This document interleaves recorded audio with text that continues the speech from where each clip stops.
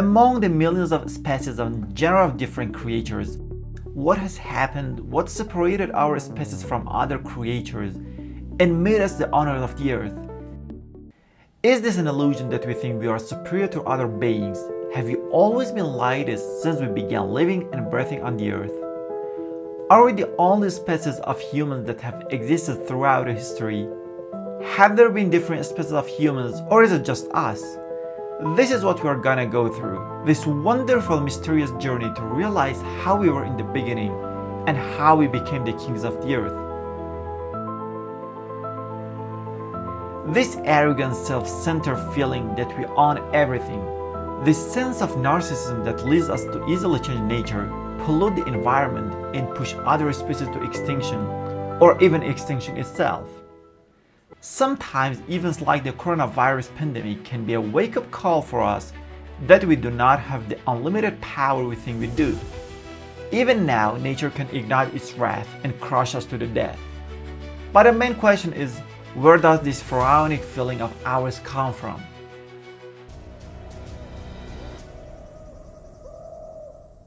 Our ancestors were black people who migrated out of Africa. And for millions of years, we were not that different from the other primates that live in the world. This means we were easily controlled by nature and could not defend ourselves. We would hunt animals and prepare food, and at night we would gather together, lighting a fire for the next day and the next. And it's amazing how we have progressed with such incredible speed and acceleration and have reached a point where it may sometimes make us sad that all this encroachment on our cradle can be so terrible, and that the only place we have ever lived in history could suffer irreparable damage.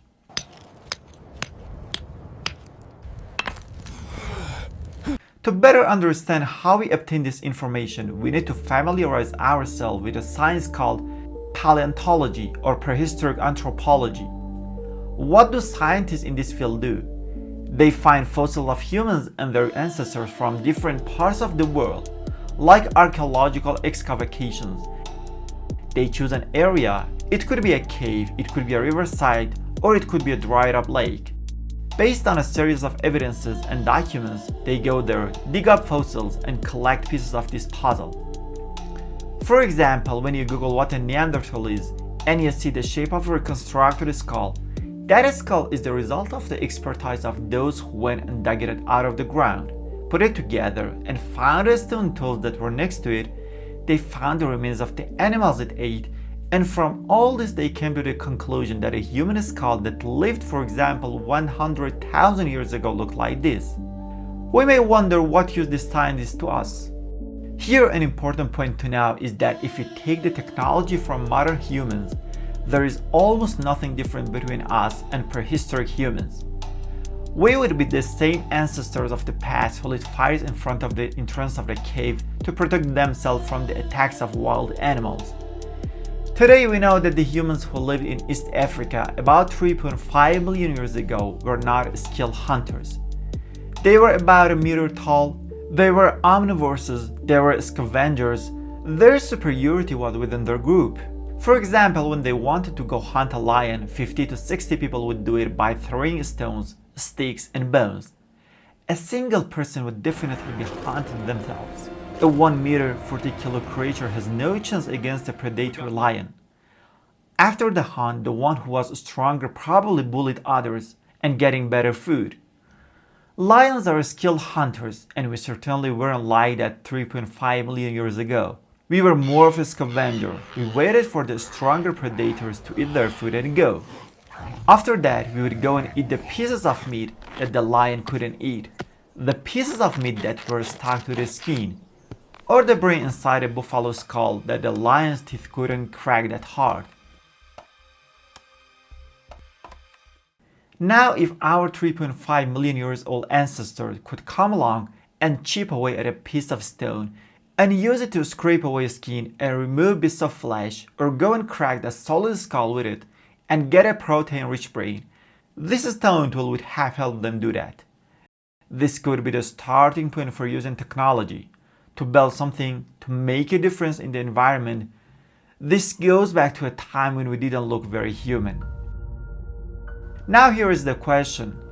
Did we walk on two legs or on four legs back then?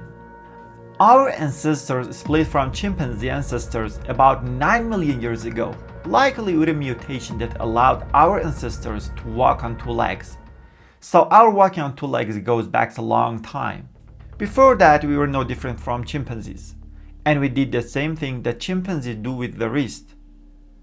The group that couldn't walk on two legs continued their lineage until they reached today's chimpanzees. And for those groups that were able to stand on two legs, and this anatomical and pelvic form allowed them to walk comfortably on two legs, nature led them in a different direction. One of the most important changes we have experienced over these 9 million years is the increase in our brain size, jaw shrinkage, and teeth shrinkage. Now, what was the cause of this change? Was it a mutation or genetic and epigenetic change and these factors? The brief answer is all of it. We know that mutations happen all the time. That is what creates diversity. Now the environment comes into play here too. If you live in an environment that is constant, the needs that the environment imposes will also remain constant. So the mutations that are created cannot do anything special. But if you are in an environment that is constantly changing, temperatures are constantly going up and down, severe droughts, the disappearance of lakes, the formation of lakes, ice age, that is considered the environment like a moody person who wants something different every moment. In these conditions, mutations that are aligned with environmental change usually persist. This is the teaser introduction to our series to delve into the wonders and transformations of our ancestors' lives and who we really are and where we are going. If you are interested to follow and be notified about other videos, subscribe.